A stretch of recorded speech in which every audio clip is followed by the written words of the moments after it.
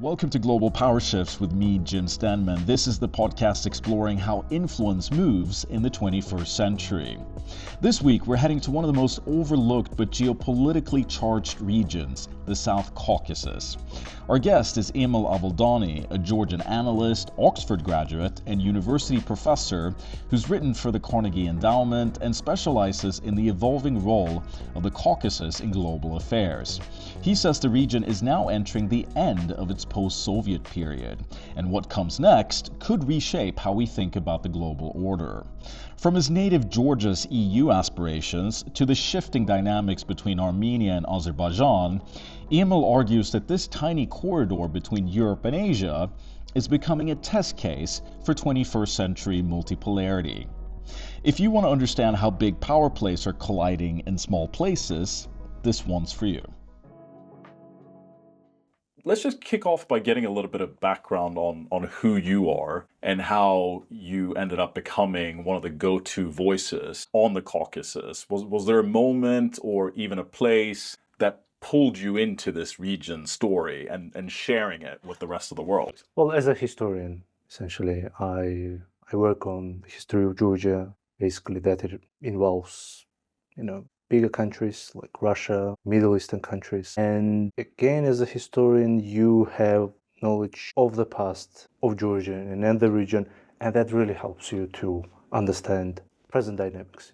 Draw parallels, interesting parallels in terms of, geopolitics, in terms of overall, influences which other big actors want to project onto this region, how that can link up, with the past. If you know history well, that really helps you to sort of have a much more nuanced perspective, I think, I don't mean to get too personal. What was life like growing up, and why did you decide to, I'm assuming you studied political science or something similar to that. So what history and political science, yeah. Okay, so growing up as a Georgian, what pushed you in that direction? I think the growing importance of the region, if you compare that with the entire 20th century or even 19th century, the region which in the 90s, early 90s, essentially regained its independence from the essentially Russian Empire, Soviet Empire, Russian Empire. The region then became increasingly interconnected with the regions around it, but also, globally.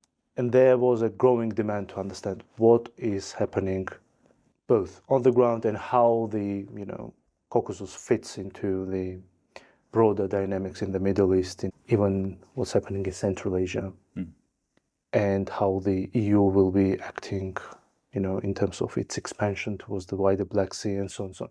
So you alluded to it there, like, the shadow of Russia looms large across this part of the world. But in your view, how much of today's politics in the Caucasus, and I'm not just talking about Georgia, but, Sure. the Caucasus in general is still being shaped by its USSR past? And how much is it trying to sort of move beyond that past? I think we are seeing the end of the post-Soviet period, as many people in the West called 90s, early 21st century period.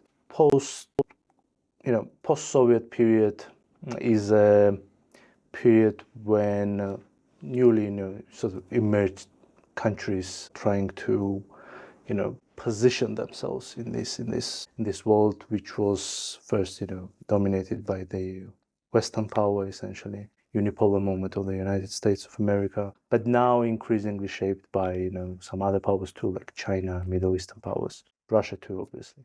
So that moment, so we clearly see these two interesting periods which we have in these 34 years of the history of this region. One dominated by the West, but now increasingly also by other powers, challenged by other powers. It's a multipolar, multi-aligned period, in the history of the South Caucasus.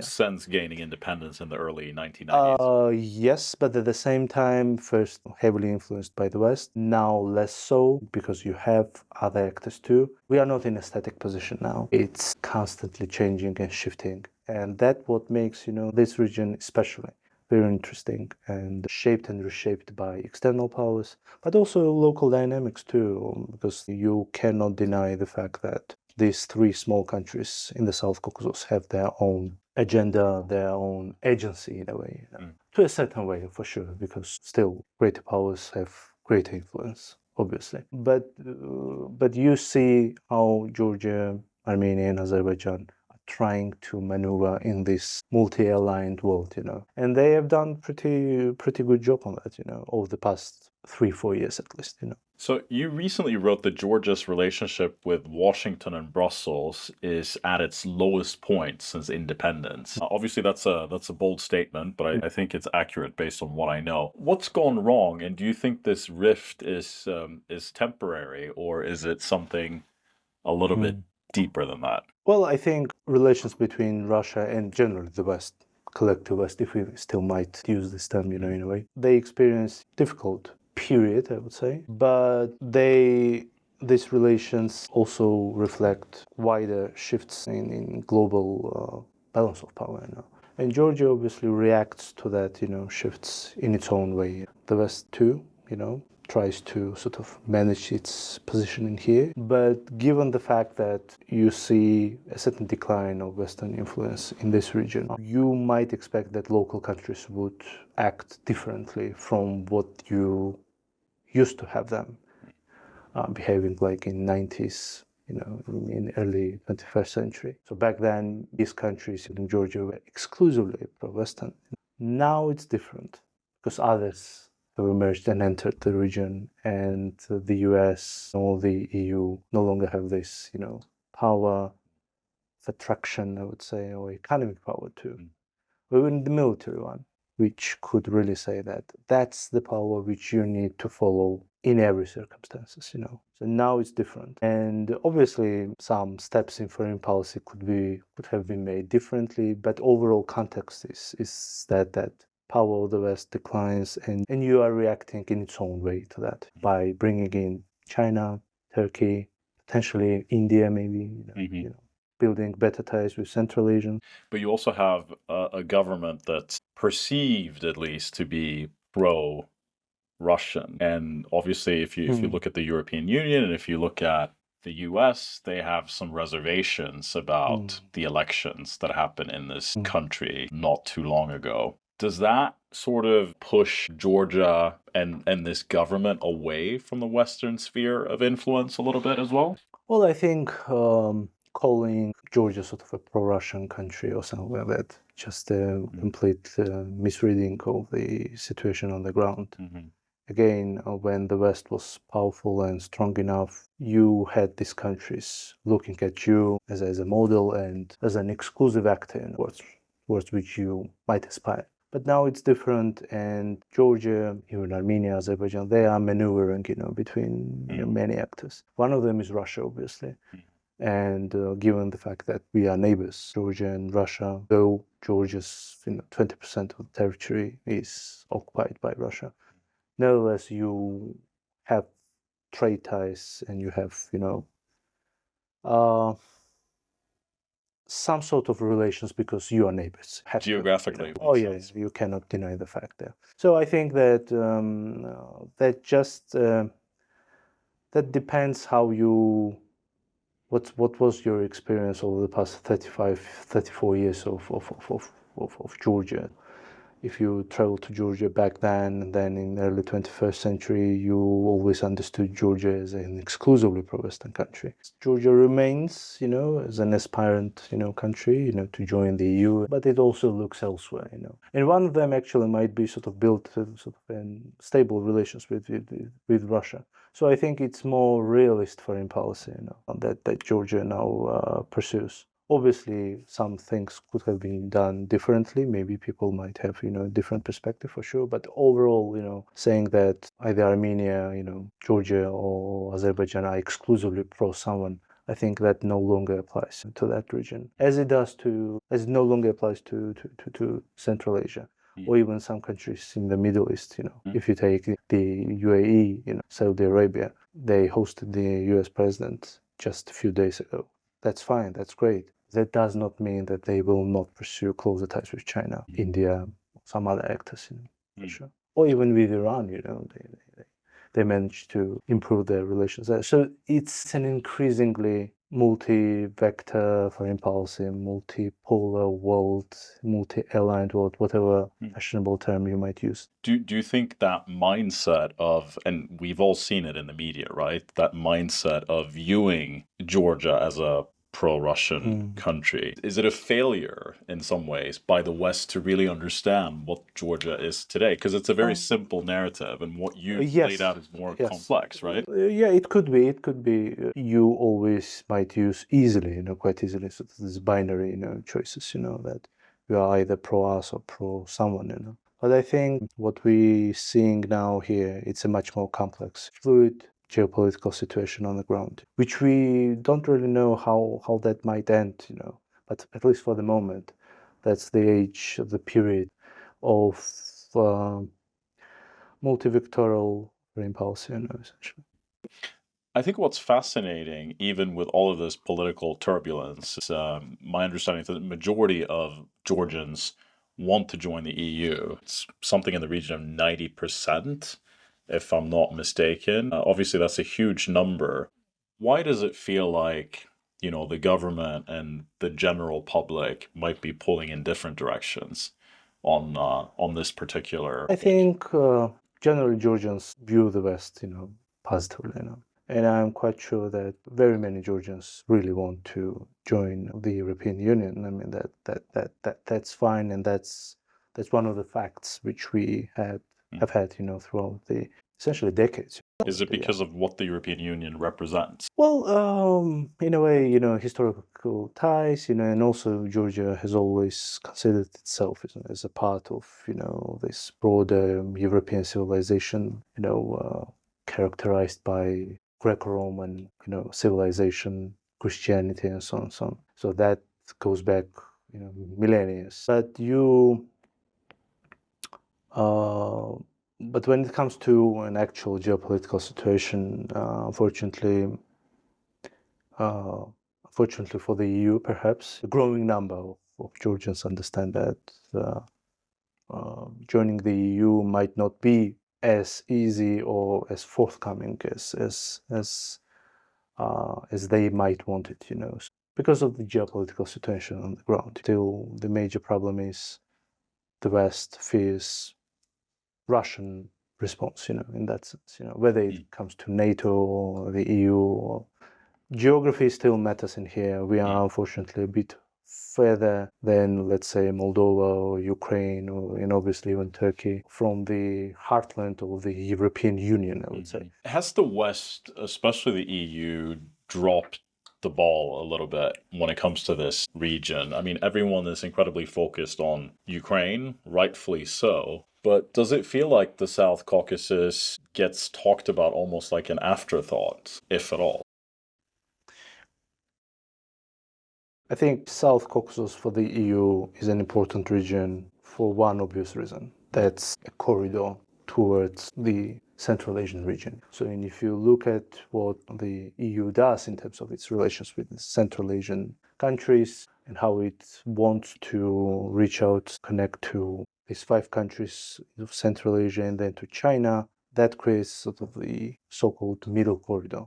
And that runs through Georgia, So in that sense, Georgia, whether the European Union wants it or not, will be a country on its, in its broader, geopolitical project. Georgia relations, I think, will need to stabilize in the long run because geopolitics essentially push both sides, towards that. Both need each other, but in a way that might be very surprising too. But the EU might need Georgia more when it comes to the corridor, when it comes to if they really want to pursue that corridor towards Central Asia.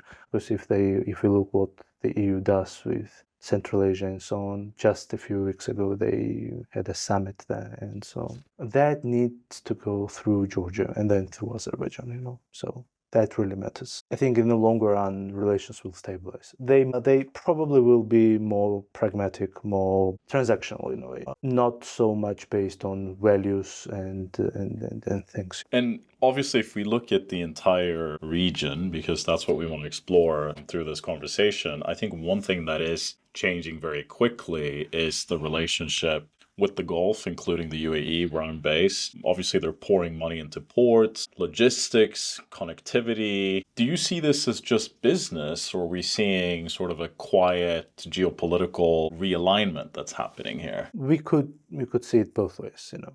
First, obviously, it's an economic opportunity, you know, for the Gulf countries, obviously for the local countries too, Georgia, Azerbaijan, you know, especially. Not so much Armenia, but nevertheless, you see that these countries benefit from, you know, obviously from inbound investments, and that's very good. But when you look at who is investing, and those are Gulf countries, powerful and influential ones, that matters more than just an investment. So that also might bring geopolitical influence into that, you know, into that overall dynamic in the region. Perhaps viewing, you know, Gulf countries as sort of as you know, as another player perhaps in the region, which as we know has a huge influence with bigger countries, whether it's the United States or even Russia. Does it become a balancing act towards well, Russia's influence? Well, obviously, Russian influence is a big one in here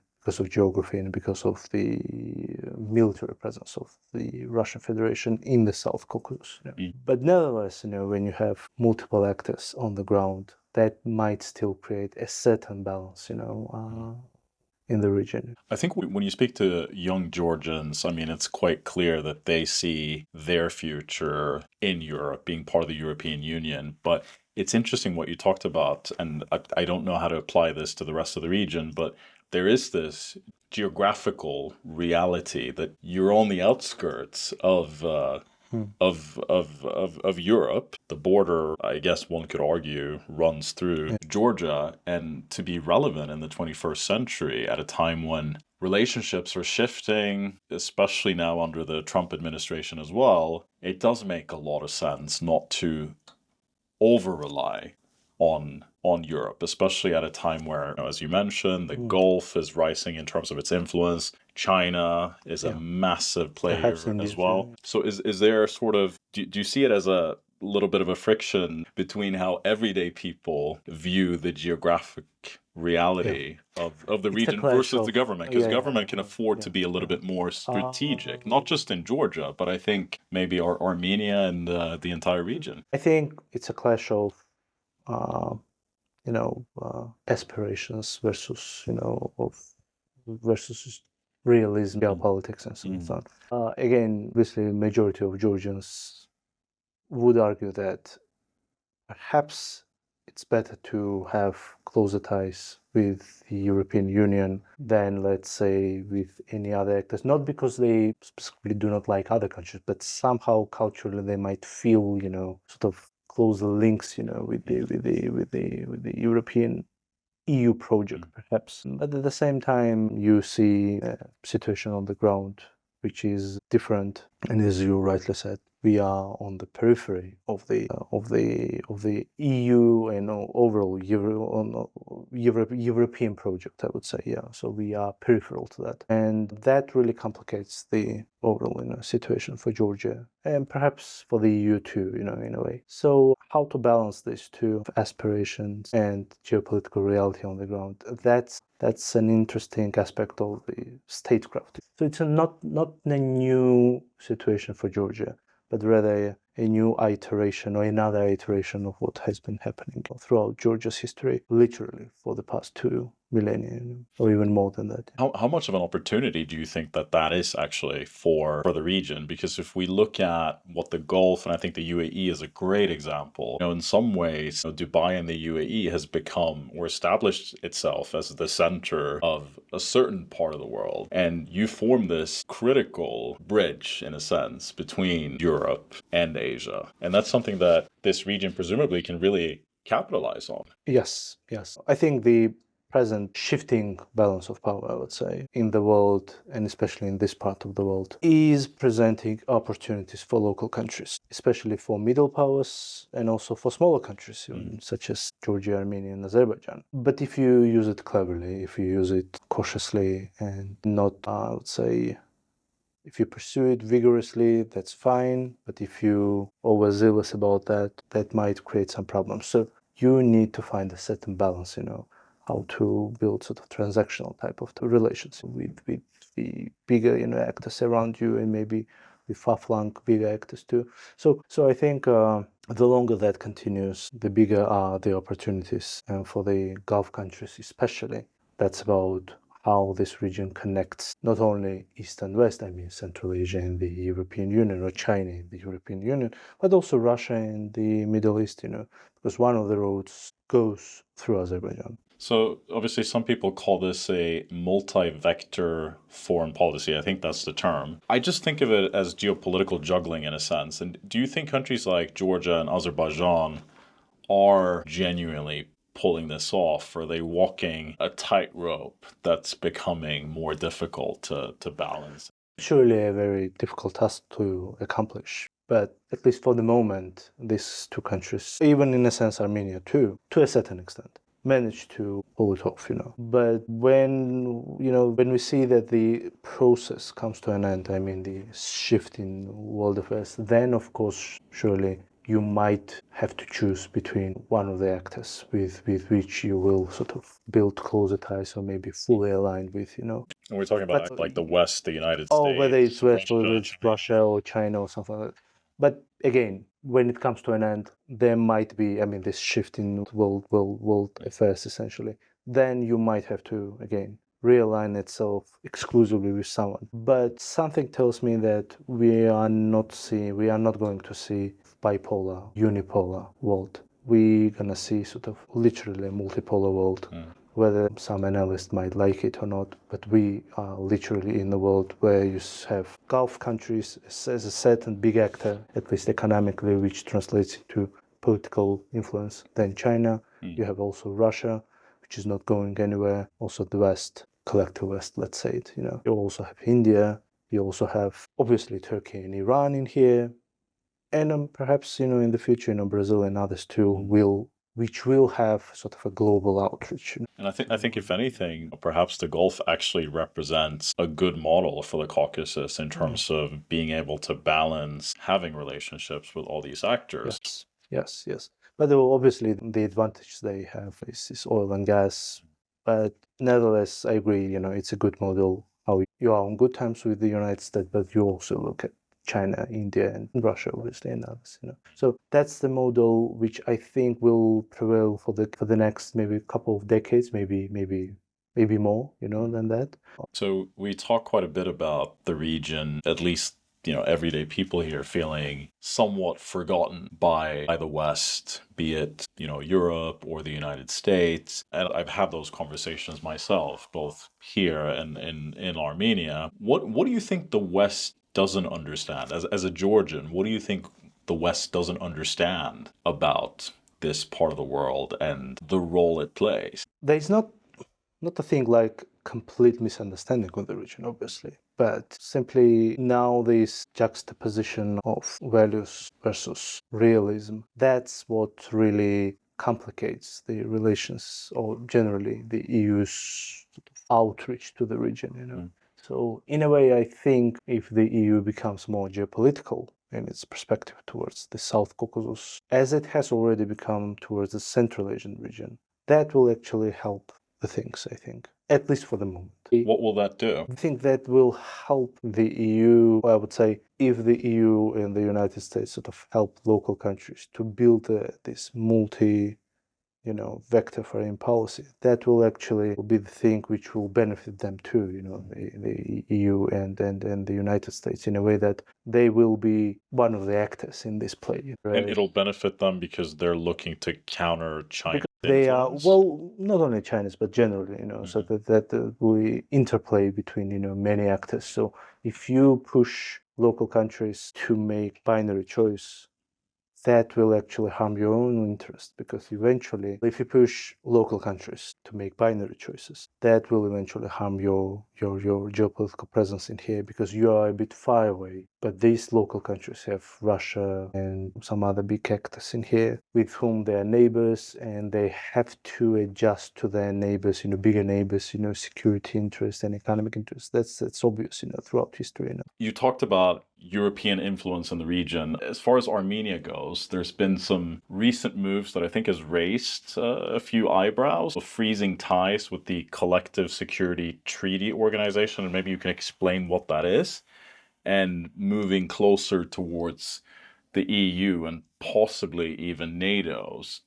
Should this be seen as a sort of a breakup with Moscow, or is it part of something sort of a bigger trend of moving towards the West? Well, I think we are in no way seeing the sort of fundamental break between Armenia and Russia. These two countries are still tied, both security-wise, militarily, economically. And Armenia probably even more so than Georgia, right? Oh yeah, absolutely. Yeah, in every sense. As a reminder, Georgia doesn't have diplomatic relations with Russia because of the occupied territories. So I think, Officially. no official relations. But I think what Armenia has tried to do is just to use this model we are discussing, sort of not to completely break its relations with Russia, but slightly move elsewhere to other centers of power, whether it's the European Union, even India, normalizing relations with Turkey, finally signing the peace treaty with Azerbaijan, or at least, making major moves towards that. And in that sense, actually, Armenia should be seen, I would say, within this emerging trend of even smaller countries trying to juggle, sort of their partnerships or relations with bigger actors. Can you do that without alienating Moscow? Region doesn't really allow you to sort of have this choice, either Moscow or someone else. So you have to maneuver, between several actors, major actors. But I think what Armenia has been doing over the past years, it's a very interesting trend, again, fitting into the wider narrative in the region, but also in Central Asia and also in the Middle East. Do you think the Europeans and the Americans understand that and perhaps are a little bit more, I don't want to say supportive, but maybe a little bit more accepting of that these days because they know that the world is changing? Well, in my discussions with my colleagues, many people actually understand that, When it comes to the official foreign policy, maybe rhetorically it's not so clear, but in practical terms, obviously people understand, on both sides of the Atlantic that these smaller countries cannot really make binary choices now. So you alluded to it earlier. Let's get into peace. We are hearing reports that Armenia and Azerbaijan are inching closer to a deal. I think this deal is being brokered by the Europeans, if I'm not mistaken. So are we really sort of at the doorstep of something historic, or is this just sort of another round in a never-ending cycle of stop-start diplomacy? Well, I think we are pretty much close to eventual signing of the peace treaty, because there has been serious, major progress made on that on from both sides. Just remind our audience what happened with Nagorno-Karabakh. The conflict around Nagorno-Karabakh has been dragging, an active phase has been dragging for more than 30 years. There were, conflicts around that region even before the end of the Russian Empire, During the Soviet times, all was more or less, peaceful there, but only when the Soviet Union was sort of transforming itself in late 80s, this conflict re-emerged. Am I right in saying that it was officially Azerbaijani territory, but it was populated by a lot of Armenians? Well, majority of the population was Armenian, but it was part of Azerbaijan, and it has never been recognized by any other power, actually including Armenia too. So, and Azerbaijan regained the territories finally in September in 2023 after lightning military operation there. The dynamic over the past 2 years clearly indicates that both sides are really interested and going forward with the process and moving ahead, literally nearing the final signing of the agreement. And, all the conflicting, points between the two countries, that's a different question. But I think that will be a milestone, for them to sign a peace agreement. What's pushing them to do that?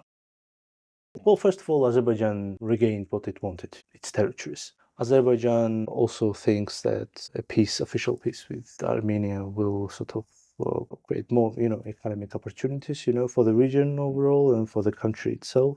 And when it comes to Armenia, Armenia was defeated in that war, directly or indirectly, whatever way you choose to say that. And it also understands that it needs to have peaceful relations with its neighbors, which actually will help Armenia to diversify its economic ties, away from over-dependence on Russia, for example. To what extent, if we see Armenia and Azerbaijan normalize relations, does that sort of potentially set the stage for this region to become even more influential on the world stage? Because if you're able to not only, have relations, which is obviously important, but also collaborate closely economically. Look at the GCC, for example. Could we see a similar model applied to Georgia, Azerbaijan, and Armenia? And if the leadership of those countries decide to go down that route, do we, and I say we, as in speaking on behalf of the region, collectively, could you have a much bigger voice? For sure. Obviously, there are economic constraints. The region is not population-wise big enough, to play super role, But as you rightly mentioned, in case of Gulf region, there too, population is not that big, but they have other tools, to influence global affairs. So potentially, South Caucasus could turn, into something like that if three countries are friendlier than they are now. Well, Georgia doesn't have problems with its neighbors, Armenia and Azerbaijan. That, what happens between Yerevan and Baku, that's what really is important in here. But I think there are already signs towards seeing the region as a united one, because the foreign ministers of these three countries, they recently met in Tbilisi and discussed, regional affairs, which was actually the first time when the three of them, gathered in one room and talked. It's a very good precedent. So that might translate into economic opportunities, because if we are friends, three of us, then we have better railway connections and generally connectivity, which will, benefit the entire region, but also Central Asia and the European Union, or European Union and China too. So we are the corridor, essentially. And not only East-West connection, but also the Russia and Middle East. South Caucasus connects these two parts. And in terms of opportunities for the region, is that the biggest opportunity that you see? Well, economic opportunity, as we said, but also that might translate into a political influence. Three countries sort of build a multilateral, sort of institution, where the three of them are sort of interlinked and cooperating with each other. We are still far from that, but potentially that might. And obviously, you're not just an expert on the region. You're from here. Witnessing this changing sort of geopolitical order or shift that we're seeing in the world, is it exciting in the sense that it's an opportunity for this region? And we talked about Armenia a little bit, to sort of find its own voice and being able to balance all these relationships. Yeah. It will be much easier to do if three countries are together and sort of maybe not fully coordinate their foreign policy. Obviously, that might be very difficult to accomplish, but at least gathering and talking to each other and sort of building a pan-regional, economic order, that will really make sense and also help to sort of position this region as one of the actors, in the wider region. But we are still it's still a long time to go, towards that end. But we'll see how it goes. Thanks for listening to Global Power Shifts with me, Jim Stenman. If you enjoy the show, please follow and leave us a review. It really helps more people discover these conversations and for this podcast to grow. We'll be back very soon with more stories from the front lines of global influence, where politics, power, and people collide.